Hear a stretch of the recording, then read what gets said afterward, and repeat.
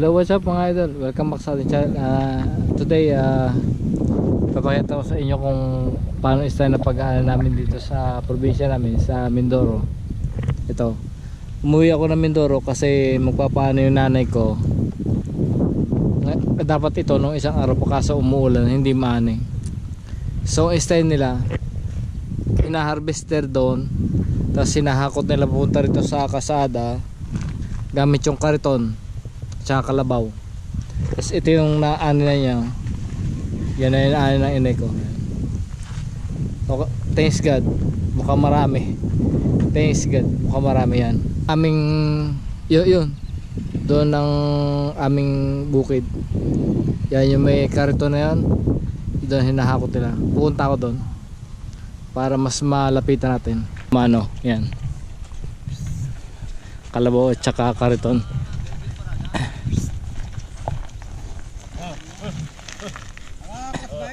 Ano ka? Wala, ano ka magaling eh kwa? La, mayabang laang. Mayabang laang. Ay sadya naman, ako may bukid din lumaki. Ha? Sa bukid din ako lumaki. Para silaan tayo. Yan. Ano ang kwan.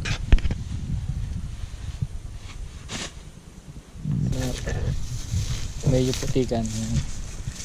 Pero sanay naman tayo sa ganyan. Sanay.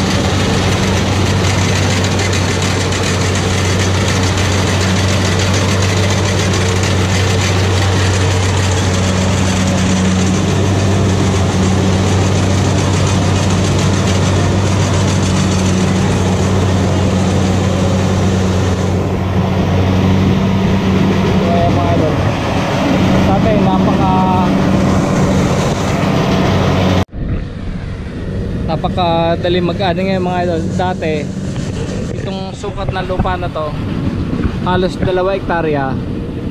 Pagka nagpaano kami ng tatay ko, halos 2 araw ang inuubos siya kasi unang araw yung ani na mano-mano, tapos sunod na araw yung treasure. Ngayon hindi na mga idol, dire-diretso na ayun, no? Halos ano lang to, nag-umpisa sila ng 11 ng tanghali, ayun, no? Ang laki na natapos nila. Konti nila patapos na. Ito na lang harvest nila. Halos tapos na. Mas mapabor to kasi pag ganitong medyo laging umuulan, pag may harvester ka, pag may 4 na oras tapos na ang 2 hektarya mo. Kaya ganun kabilis. Ayan ang daan nyo. Ang daan nyo. Yan. Dati kailangan mo pang ipunin yung palay sa gitna na hindi nababasa.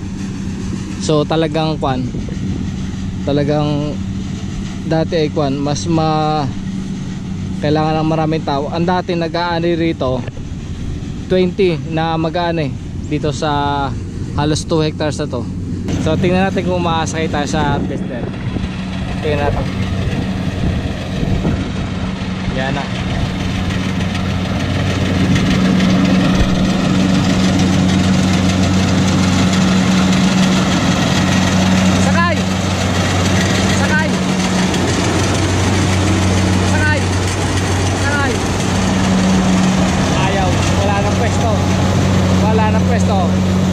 Gusto ko sana sumakay pero wala nang pwesto. Ayun, ganun lang.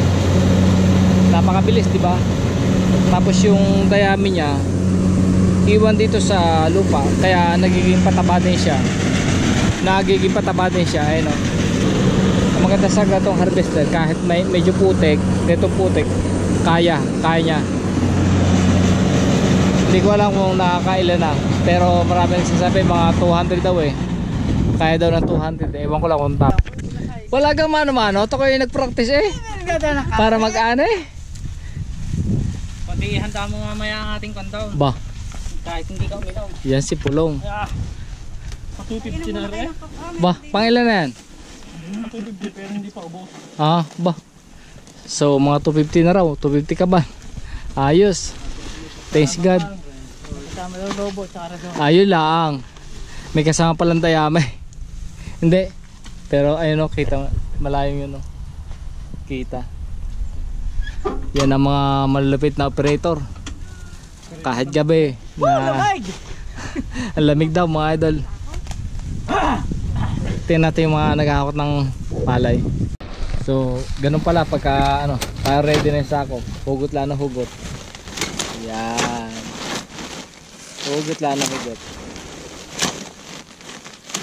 Pero hindi naman nasisira sa ako pagka ganyan, no? Hindi ano. Ayan na, mga maghahakot. Mga maghahakot na malulupit. Ang kanilang partner. Dati kami nagaganyan din, naghahakot din. Dati kami naghahakot din ganyan. Ang matindi pa nun, ilog. Pag tinatawid-tawid ng ilog, mano-mano. Dada kami ng tulay. Ang tulay namin kawayan lang. Dati.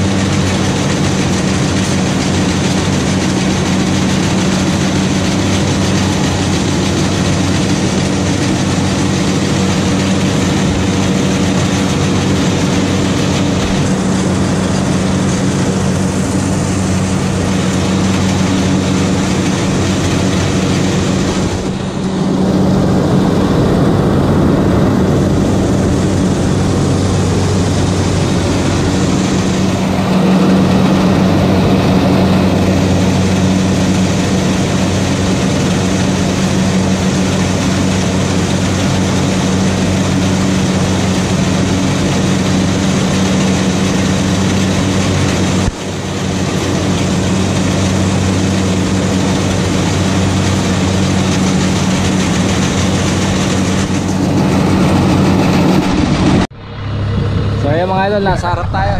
Oy, lumapit ka dito. Hindi natin kukuha na ito. Hey! Puntahan na. Hey! So dito ang operator, dito ang driver. So, ito yung nag-harvest. Kaya ang bilis eh. Ang bilis ang takbo. Sabi nila naka 250 na raw. Thanks God talaga. Sana wag abutan ng ulan, sayang. So din ang pwesto ng nagsasako.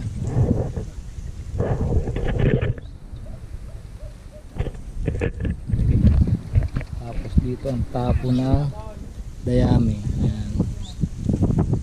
Nakakatuwa. Pero nakakaano rin kasi yung ibang magaan eh, nawalan trabaho. Dati magaan yan eh.